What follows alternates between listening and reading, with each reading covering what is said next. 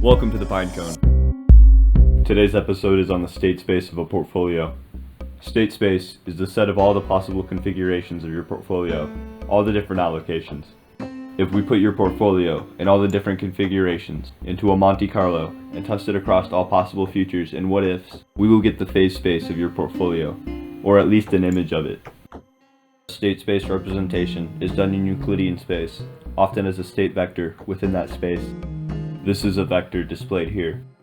They are in the same family as scalars and matrices.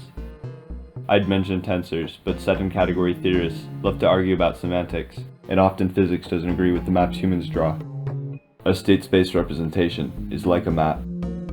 The issue is, once we try and see where all the nodes are in a complex adaptive system, we suffer the coastline paradox, seen in episode 1. This is because of mixing of nodes in a complex system. A simple system is like mixing a cup of marbles. A complex system is like a mixed bucket of paint. We cannot unmix it without a great deal of energy.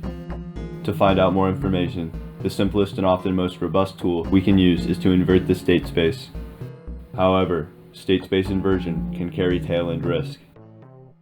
The market is a complex adaptive system, continuously changing. This interferes with a lot of our measurements. Another issue is that we are basing our planning on the length of a human life, a discrete period of time, interacting with a continuous, open system. The IRS is generous enough to provide a table that generalizes the number of years a human might live. Life is finite. This means it has a discrete time. Young man, as you grow older, you'll find you can't find the candle at both ends. Just like an option, humans experience time decay. This is known as the theta of an option. Well, I was wrong. I knew there was something you couldn't find at both ends. I thought it was a candle. However, you must be punished. The market will outlive our measurements, as it has a continuous time from our point of view. We are like a fish in an ocean so big we could never swim to the other side. We can also swim in infinitely many different directions, so it might as well be a continuous space to us.